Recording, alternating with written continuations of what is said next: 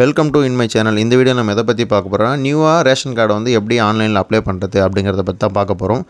முதல்ல பார்த்தீங்கன்னா இந்த பேஜ் வந்து ஓப்பன் பண்ணிக்கங்க. இந்த பேஜுக்கான லிங்க்கை வந்து நான் டேரெக்டாக டிஸ்கிரிப்ஷன் வந்து கொடுத்துறேன். இல்லைனா டிஎன்பிடிஎஸ்ன்னு சொல்லிட்டு டைப் பண்ணிங்கன்னா ஃபஸ்ட்டு வர லிங்க்கை கிளிக் பண்ண உடனே இந்த இன்டர்ஃபேஸ் வந்து வந்துடும். இதுதான் பார்த்தீங்கன்னா அஃபிஷியல் வெப்சைட்டு. இதில் பார்த்தீங்கன்னா ஃப்ரண்ட் பேஜில் புதிய மின்னணு அட்டை விண்ணப்பிக்க அப்படின்னு சொல்லிட்டு ஒரு ஆப்ஷன் வந்து கொடுத்துருக்காங்க பாருங்கள். அதை நீங்கள் வந்து கிளிக் பண்ண உடனே நெக்ஸ்ட்டு பார்த்தீங்கன்னா உங்களுக்கு இந்த மாதிரி ஒரு பேஜ் வந்து போகும். இந்த பேஜில் நான் ஆல்ரெடி டீட்டெயில்ஸ் பார்த்தீங்கன்னா கொடுத்துட்ருக்கிறேன். நீங்கள் நான் கொடுத்துருக்க மாதிரியே வந்து கொடுத்துங்க. முதல்ல பார்த்தீங்கன்னா அவங்களுடைய பேர் வந்து இங்கிலீஷில் வந்து கொடுக்கணும். திருமதின்ற இடத்த வந்து கிளிக் பண்ணிவிட்டு திருமதின்னு சொல்லிவிட்டு அவங்களுடைய பேர் இங்கிலீஷில் கொடுத்துங்க. நெக்ஸ்ட்டு பார்த்தீங்கன்னா இந்த இடத்துல பார்த்தீங்கன்னா தமிழில் வந்து டைப் பண்ணிக்கணும் அவங்களுடைய பேரை.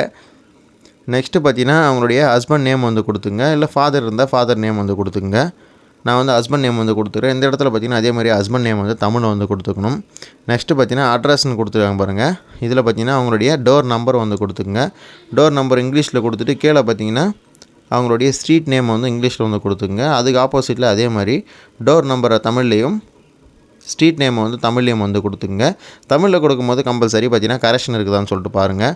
ஏன்னா இங்கிலீஷில் வந்து பிரிண்ட் ஆனால் கூட பிரச்சனை கிடையாது. கார்டு வந்து தமிழில் பிரிண்ட் ஆகிறதால தமிழில் கொடுக்குறது தான் பார்த்தீங்கன்னா மெயினாக வந்து பிரிண்டிங் ஆகும். அதனால் எந்த ஒரு பிழையும் இல்லாமல் வந்து தெளிவாக வந்து கொடுத்துங்க. அடுத்து ஃபோட்டோ அட்டாச்மெண்ட் பண்ணிவிட்டு நெக்ஸ்ட்டு பார்த்தீங்கன்னா மாவட்டம், அடுத்தது உங்களுடைய தாலுக்கா, அடுத்தது பார்த்தீங்கன்னா உங்களுடைய கிராமம், இது எல்லாத்தையும் வந்து செலக்ட் பண்ணிக்கங்க. அடுத்தது பார்த்தீங்கன்னா உங்களுடைய பின்கோடு வந்து கொடுத்துங்க. பின்கோடு கொடுத்துட்டு மொபைல் நம்பர் வந்து பார்த்தீங்கன்னா மேண்டேட்ரி, கண்டிப்பாக நீங்கள் பார்த்தீங்கன்னா மொபைல் நம்பர் வந்து கொடுத்தே ஆகணும். யூசேஜில் இருக்கிற மொபைல் நம்பராக பார்த்தீங்கன்னா கொடுத்துங்க. அடுத்தபடியாக பார்த்தீங்கன்னா குடும்ப உறுப்பினருடைய விவரங்களை பார்த்தீங்கன்னா ஏற்றணும். நான் ஆல்ரெடி பார்த்தீங்கன்னா குடும்ப தலைவருடைய விவரங்களை பார்த்தீங்கன்னா இணைச்சிட்டேன். நெக்ஸ்ட்டு பார்த்தீங்கன்னா உறுப்பினரை சேர்க்கன்னு சொல்லிட்டு கொடுத்துருப்பாங்க. நீங்கள் வந்து அதை வந்து கிளிக் பண்ணுங்கள். அதை வந்து கிளிக் பண்ண உடனே உங்களுடைய குடும்ப உறுப்பினருடைய விவரங்களை பார்த்தா ஏற்றணும். ஃபர்ஸ்ட் ஆஃப் ஆல் பார்த்தீங்கன்னா குடும்ப தலைவருடைய விவரங்களை வந்து அப்டேட் பண்ணிட்ட பிறகு தான் நெக்ஸ்ட்டு யாராக இருந்தாலும் வந்து அப்டேட் பண்ணணும். நெக்ஸ்ட்டு பார்த்தீங்கன்னா அதை கிளிக் பண்ண உடனே அவங்களுடைய கணவருடைய விவரங்களை வந்து நம்ம வந்து டீட்டெயில்ஸ் வந்து அப்டேட் வந்து பண்ணலாம். இதில் பார்த்தீங்கன்னா மிஸ்டர்னு கொடுத்துட்டு அவருடைய பெயரை பார்த்தீங்கன்னா இங்கிலீஷில் வந்து டைப் பண்ணிக்கோங்க. இந்த இடத்துல இங்கிலீஷில் வந்து அவருடைய பெயரை வந்து கொடுத்துங்க. நெக்ஸ்ட்டு பார்த்தீங்கன்னா திருன்னு சொல்லிட்டு தமிழில் செலக்ட் பண்ணிவிட்டு அவருடைய பெயரை வந்து தப்பு இல்லாமல் தமிழில் பார்த்தீங்கன்னா இங்கிலீஷில் டைப் பண்ணிங்கன்னா கீழே அதே பார்த்தீங்கன்னா ஆட்டோமேட்டிக்காக தமிழில் வந்து கன்வெர்ட் ஆகிடும். அதை வந்து செலக்ட் பண்ணிக்கங்க. அடுத்தபடியாக பார்த்தீங்கன்னா அவருடைய டேட் ஆஃப் பர்த் வந்து கொடுத்துங்க. ஆதாரில் இருக்கிற மாதிரியே வந்து கொடுத்துங்க. அடுத்தது பார்த்திங்கன்னா அவருடைய பாலினம் ஆன்னு சொல்லிட்டு கொடுத்துங்க. அடுத்தது பார்த்திங்கன்னா தேசிய இனம் வந்து இந்தியனுங்கிறத செலக்ட் பண்ணிக்கங்க. அவர் வந்து குடும்ப தலைவருக்கு என்ன உறவு முறைன்னு சொல்லிட்டு கேட்குறாங்க. கணவருங்கிறதால கணவர்னு வந்து கொடுத்துங்க. அடுத்து பார்த்தீங்கன்னா அவர் என்ன தொழில் செய்கிறாரு, ப்ரொஃபஷனல் கொடுத்துட்டு மந்த்லி இன்கம் எவ்வளோ இருக்கும் அப்படின்னு சொல்லிட்டு நீங்கள் பார்த்தீங்கன்னா அவருடைய மந்த்லி இன்கம் வந்து கொடுத்துங்க. அடுத்தது பார்த்தீங்கன்னா வாக்காளர் அடையாள அட்டை எண் வந்து இருந்தால் கொடுங்க, இல்லைனா பரவாயில்ல. நெக்ஸ்ட்டு பார்த்தீங்கன்னா மாற்றுத்திறனாளின்னு கேட்டிருக்காங்க. இருந்தால் எஸ் கொடுத்துட்டு மாற்றுத்திறனாளி டீட்டெயில்ஸ்லாம் பார்த்தீங்கன்னா என்ட்ரு பண்ணுற மாதிரி வந்து இருக்கும். இல்லைனா இல்லைன்னு கொடுத்துருங்க. நெக்ஸ்ட்டு பார்த்தீங்கன்னா மற்ற ஆவணங்கள் கேட்குறாங்க. ஆதார் செலக்ட் பண்ணிவிட்டு அவங்களுடைய ஆதாரை பார்த்தீங்கன்னா நீங்கள் வந்து அப்லோட் பண்ணுற மாதிரி வந்து இருக்கும். சில பேர் இந்த மாதிரி அப்லோட் பண்ணும்போது பார்த்தீங்கன்னா உங்களுக்கு வந்து 1 MBக்கு மேலே இருந்தால் அப்லோட் வந்து ஆகாது. இந்த மாதிரி எரர் வந்து வரும். பாருங்கள், அளவு பார்த்தீங்கன்னா 1 MBக்குள்ளே இருக்கணும் அப்படின்ற மாதிரி சொல்லியிருக்காங்க. அதுக்கு பார்த்தீங்கன்னா நியூவாக ஃப்ரெஷ்ஷாக ஒரு பேஜ் ஓப்பன் பண்ணி கம்ப்ரஸ் PDF அப்படின்னு சொல்லிவிட்டு டைப் பண்ணிக்கோங்க. ஃபஸ்ட்டு வர லிங்க்கை கிளிக் பண்ண உடனே அவருடைய ஆதாரை வந்து இதில் வந்து செலக்ட் பண்ணி நீங்கள் வந்து உங்களுக்கு தேவையான அளவுக்கு பார்த்தீங்கன்னா நீங்கள் வந்து கம்ப்ரஸ் வந்து பண்ணிக்கோங்க. நான் இந்த லிங்க்கையும் பார்த்தீங்கன்னா கீழே வந்து டிஸ்கிரிப்ஷன் வந்து கொடுத்துட்றேன். இப்போ பாருங்கள், 1002 KBயிலிருந்து 192 KB பார்த்தீங்கன்னா கன்வெர்ட் வந்து ஆகிடுச்சு. இதை டவுன்லோட் பண்ணி அந்த ஃபைலை வந்து நீங்கள் வந்து அப்லோட் பண்ணுற மாதிரி வந்துருக்கும். ஐலோ PDFன்னு போட்டிங்கன்னா வந்துடும் பாருங்கள். இதில் போய்ட்டு நீங்கள் வந்து கம்ப்ரஸ் பண்ணிக்கோங்க. இதில் மெர்ஜ் பண்ணலாம், கம்ப்ரஸ் பண்ணலாம், இமேஜ் வந்து PDF-ஆக மாற்றலாம், PDF இமேஜை மாற்றலாம். அந்த மாதிரி நிறைய ஆப்ஷன் வந்து கொடுத்துருப்பாங்க. கம்ப்ரஸ் பண்ண ஃபைலை பார்த்தீங்கன்னா இந்த இடத்துல வந்து அப்லோட் வந்து பண்ணிக்கோங்க. அப்லோட் பண்ணிவிட்டு பக்கத்தில் ஆதார் நம்பர்னு சொல்லிட்டு கேட்டிருக்காங்க பாருங்கள். அதில் வந்து உங்களுடைய ஆதார் நம்பர் பார்த்தீங்கன்னா 4 டிஜிட் நம்பராக பார்த்தீங்கன்னா அதில் வந்து அப்டேட் வந்து பண்ணிவிடுங்க. அந்த ஆதார் எண்ணுங்கிறதுல 4 நம்பராக பார்த்தீங்கன்னா டைப் பண்ணிக்கோங்க.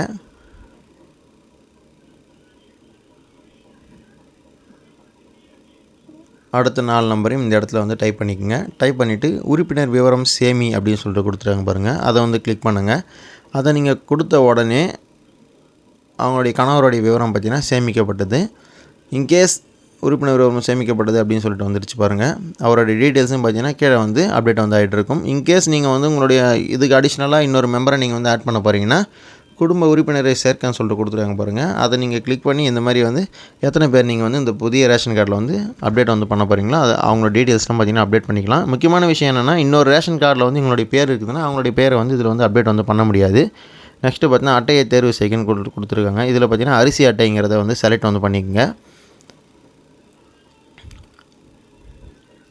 அடுத்தபடியாக பார்த்தீங்கன்னா குடியிருப்பு சான்று கேட்டிருக்காங்க.